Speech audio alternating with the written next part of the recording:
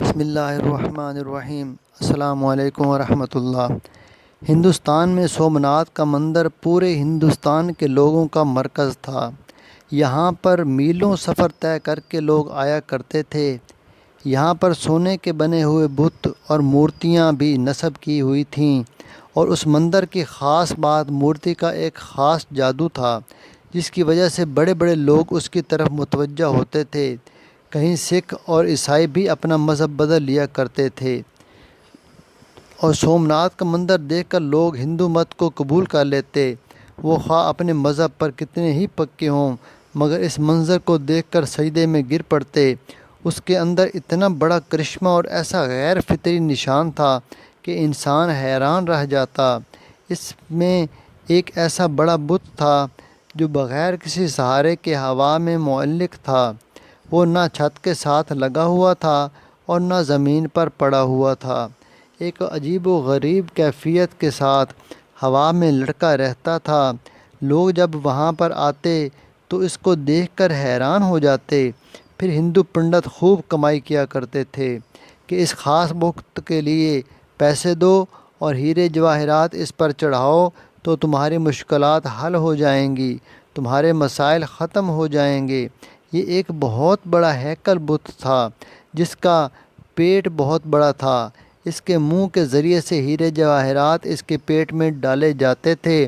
پھر جب مندر خالی ہو جاتا تو 2 یا 3 ہفتوں کے بعد اس مورتی کے پیچھے کمر کے راستے سے ایک دروازہ تھا، جس کو کھول کر اس سے سونا چاندی کے زیورات کو نکال لیا جاتا تھا، مگر لوگ یہی سمجھتے تھے کہ ہمارے دیے ہوئے خزانے بھگوان کے پاس پہنچ جاتے ہیں اور بدلہ میں بھگوان ہمارے مسائل کو حل کر دیتے ہیں۔ سلطان محمود غزنوی نے اس علاقے کو فتح کیا۔ جب وہ اپنے مفتوحہ علاقے میں اس مندر میں پہنچے تو بلا جھجک بتوں کو پاش پاش کرنا شروع کر دیا۔ بڑی کلہاڑیوں سے بتوں کو گرایا جا رہا تھا، اور سلطان محمود غزنوی بھی تلوار سے بتوں پر وار کر رہے تھے۔ ابھی آدھا مندر ہی بتوں سے پاک ہوا تھا کہ بقایا کو دوسرے دن پر چھوڑ دیا۔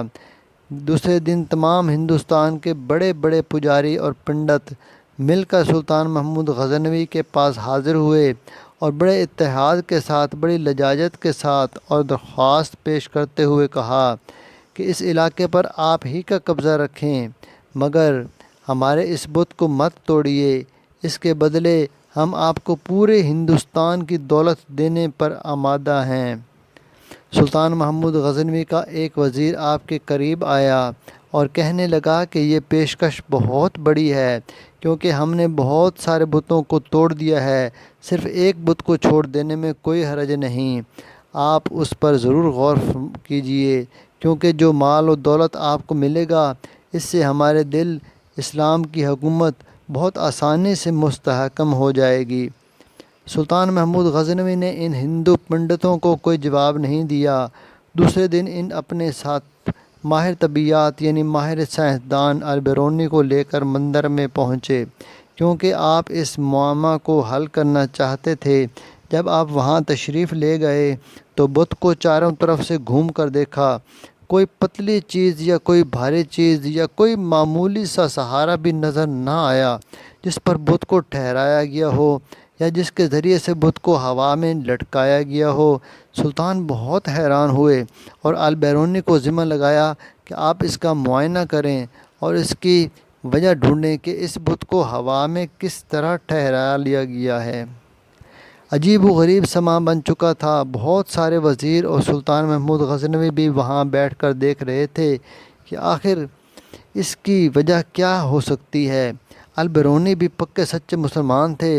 انہوں نے بڑے غور و خوض سے بت کو دیکھنا شروع کیا۔ قریب جا کر بت کو چھو کر بھی دیکھا اور چاروں طرف سے بغور دیکھتے ہی رہے۔ آخرکار ان کی سمجھ میں یہ راز آ گیا اور وہ بڑی فاتحانہ مسکراہٹ لے کر بادشاہ کے سامنے حاضر ہوئے اور بڑے ہی ادب سے عرض کیا، حضور، اس بت کے دائیں جانب دیوار کی اوپر والی اینٹیں اگر نکال دی جائیں تو آپ کے سامنے اس کا معمہ حل ہو جائے گا۔ سلطان، جو کافی دیر سے تحقیق ہوتے ہوئے دیکھ رہا تھا، وہ گہری سوچ میں پڑ گیا اور اپنے ایک وزیر کو حکم دیا کہ کہ جن اینٹوں کی طرف البیرونی نے اشارہ کیا ہے وہ فوراً نکال دی جائیں۔ جیسے ہی اینٹیں نکلیں تو بت کا راز پاش ہو گیا، کیونکہ دائیں طرف والی دیوار سے اینٹیں نکالی گئیں تو وہ دائیں جانب سے زمین کی طرف جھک گیا۔ ابھی وہ زمین پر گرا نہیں تھا، مگر اس کی ایک طرف بالکل نیچے کی طرف جھک گئی۔ یہ چیز پہلے سے بھی زیادہ حیران کن تھی کہ اینٹوں کا بت سے کیا تعلق ہے۔ سلطان نے البیرونی کو بلا کر پوچھا کہ اس پہیلی سے ذرا پردہ اٹھائیں اور ہمیں بتائیے کہ آپ تحقیق کی گہرائی تک کیسے پہنچے۔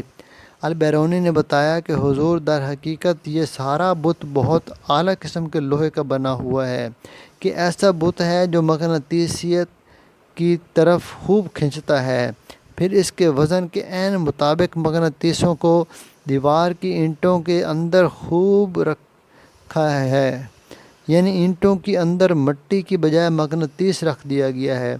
یہ مقناطیس بھی اتنے اعلیٰ قسم کے ہیں کہ یہ پوری طرح اس مورتی کو اپنی طرف کھینچتے رہتے ہیں، اور اتنی زور سے کھینچتے رہتے ہیں کہ یہ اپنی جگہ سے حرکت بھی نہیں کرتی، بلکہ انہوں نے بتلایا کہ اس مندر کے اندر ہوا کی آمد و رفت بھی اس طریقے سے ترتیب گئی ہے کہ وہ بت کو اوپر کی طرف اٹھائے رکھتی ہے۔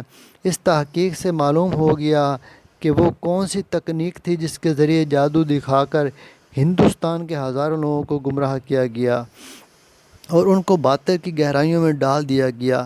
سلطان محمود غزنوی نے اس بت کو توڑ دینے کا حکم دیا اور بڑے بڑے طاقتور سپاہیوں کے ذمہ لگایا کہ وہ اپنی پوری قوت کے ساتھ اس بت کو ٹکڑے ٹکڑے کر دیں، حتیٰ کہ اس کا نام نشان بھی ختم ہو جائے، کیونکہ سلطان نے سوچا کہ اگر میں بت مال کے بدلے چھوڑ دوں تو دنیا مجھے بت فروش کہے گی، اور اگر توڑ دوں تو بت شکن کہے گی۔ میں بت فروش کی بجائے بت شکن بننا پسند کرتا ہوں۔